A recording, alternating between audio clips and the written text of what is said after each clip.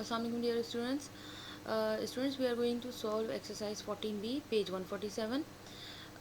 Those students who have missed any point during lecture or they have missed the lecture, they can watch the video and learn the method of resolving the factors. Okay class.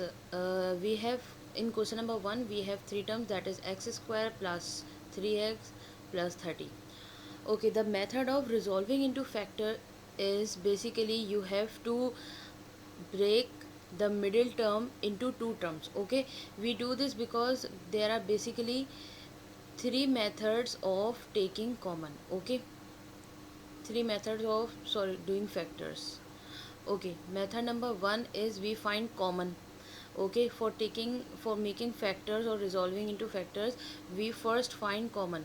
सबसे पहले हम अपने सवाल में common ढूंढते हैं. अगर हमारे सवाल में कुछ कॉमन मिल जाता है तो हम कॉमन निकाल लेते हैं. ठीक है, लेकिन अगर मैं इस क्वेश्चन में देखूं तो हमारे पास कुछ भी कॉमन वेरिएबल नहीं है या कोई भी कॉमन टेबल नहीं है. यहाँ एक्स स्क्वायर फर्स्ट टर्म में, and second term we have x, in third term we have just a constant, there is no variable. Okay, तो इसका मतलब वेरिएबल कोई भी कॉमन नहीं है. अगर मैं टेबल की बात करूं तो थर्ड और सेकंड टर्म में मेरे पास टेबल है और फर्स्ट टर्म में नहीं है. शर्त यह है कि जब थ्री टर्म्स होती हैं तो हमें तीनों में से एक साथ कॉमन निकालना होता है. हम टू टू के पेयर्स नहीं बना सकते. इट मीन्स हम इस सवाल में कॉमन नहीं ले सकते. Then we will go to the formula method. Formula method लगाने के लिए ज़रूरी है कि आपके सवाल में टू परफेक्ट स्क्वायरिंग टर्म्स हों. ठीक है, तो मेरे पास अगर मैं देखूँ तो एक्स स्क्वायर परफेक्ट स्क्वायर है मगर 30 किसी का भी परफेक्ट स्क्वायर नहीं है, ना ही 3x. सो इट मीन्स यहाँ पे फार्मूला भी अप्लाई नहीं हो सकता. तो अब last is middle term breaking. Okay, middle term breaking ऐसा प्रोसेस होता है in which you will take the help of last term. You will just take the help of last term to break the middle term into two terms. सही है, क्या करना होगा आपने, last term की सिर्फ हेल्प लेंगे आप और उसकी हेल्प से आप मिडिल टर्म को दो टर्म्स में स्प्लिट कर देंगे. Okay, for that purpose we have to find in which table we can find 30. सही है, कौन कौन से टेबल हैं जिनमें हम 30 फाइंड कर सकते हैं. तो देखिए 30 वैसे तो बहुत सारे टेबल्स में आता है. ठीक है, जैसे 6 5 अभी 30 होता है, लेकिन 6 और 5 को प्लस या माइनस करके मैं अपनी मिडिल टर्म यहाँ पर जो लिखी हुई है वो नहीं बना सकती. ठीक है, मेरे पास मिडिल टर्म दिस इज़ 30. ठीक है, मेरे पास मिडिल टर्म 13 है. तो अगर मैं चाहूँ यहाँ पर इन दोनों को ऐड करना 6 और 5 को, तो 6 और 5 को ऐड करके या सब्ट्रैक्ट करके मैं 13 नहीं बना सकती. इट मीन्स ये फैक्टर जो है ये फैक्टर सही नहीं है, हालांकि ये 30 का ही फैक्टर है. ठीक है, मुझे ऐसे फैक्टर ढूंढने होंगे कि जो दो फैक्टर्स मल्टीप्लाई होने पे 30 और प्लस माइनस होने पे 13 आंसर दे दें. ठीक है, सो उसके लिए मैं ले सकती हूँ 10 3 30. 10 multiplied by 3 is equals to 30. Okay, और इसी फैक्टर से मैं 13 बना सकती हूँ. ठीक है, दिस इज़ 13. हमें साइन का भी ध्यान रखना होता है. Since I have both the values positive, all the values are positive. ठीक है, सारी वैल्यूज़ क्योंकि इस सवाल में पॉजिटिव हैं, सो यहाँ पे कोई इतना प्रॉब्लम नहीं है. मैंने सिंपली बस फैक्टर बनाया. अब मैं 13 की जगह पर इट मीन्स 10 प्लस 3 भी लिख सकती हूँ. ठीक है, तो ज़रा देखें किस तरीके से होगा. एक्स स्क्वायर प्लस प्लस अपनी जगह पर रहा सवाल का, और ये जो 13 आपको यहाँ दिख रहा है ना, इस 13 की जगह पर हम लिख देंगे 10 प्लस 3. ओके, याद रहे कि हमने सिर्फ 13 की जगह पर ये लिखा है, इसके साथ जो वेरिएबल है वो हमें एज इट इज़ रखना पड़ेगा. ओके, क्योंकि वेरिएबल को हमने कुछ भी जो है हमने उसको यहाँ से हटाना नहीं है. ओके, ये हो गया 30. Okay, now we will do the bracket multiplication. X will be multiplied inside the bracket.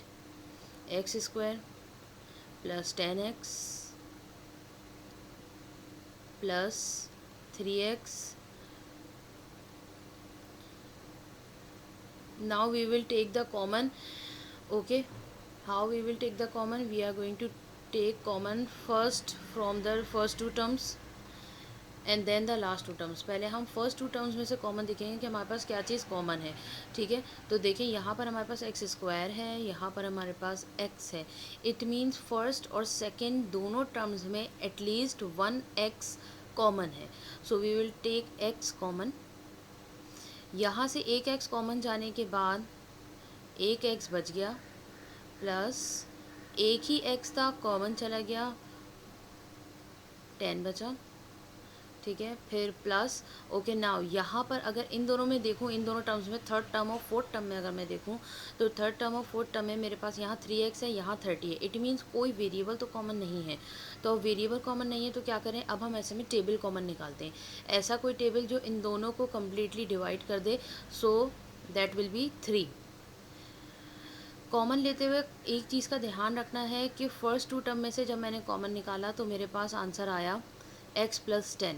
जब मैं इन दोनों टर्म्स में से कॉमन निकाल रही हूँ तो मेरे पास x प्लस 10 ही आना चाहिए यहाँ पे।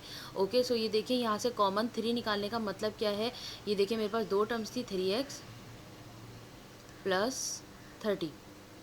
यहाँ से भी मैंने 3 का टेबल कॉमन निकाला है, इसमें से भी मैंने 3 का टेबल कॉमन निकाला है, ठीक है। तो कॉमन निकालने का मतलब होता है बेसिकली इस वैल्यू को हम डिवाइड कर रहे हैं। 3 1 ज़ा 3, 3 1 ज़ा 3, इसका मतलब यहाँ पे x बचा, 3 1 ज़ा 3 एंड 3 10 ज़ा 30।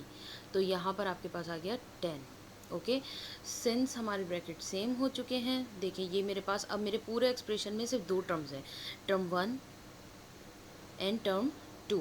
इन दोनों टर्म्स में मेरे पास जो कॉमन है वो ब्रैकेट है, इधर भी वही ब्रैकेट है जो यहाँ पर है। इट मीन्स ये दोनों ब्रैकेट कॉमन हो गए, तो ये आपके पास आ गया x प्लस 10, x प्लस 10, और फर्स्ट टर्म में से मेरे पास क्या बचा है x, और सेकंड टर्म में से मेरे पास क्या बचेगा, x प्लस 10 पूरा कॉमन जाने के बाद plus 3। So this is the final answer. ये क्वेश्चन काफ़ी ईजी था बिकॉज इसमें सारी टर्म्स जो थी पॉजिटिव थी। Okay, when we have negative term the things will be different. Okay, so we will see in the next video. Okay.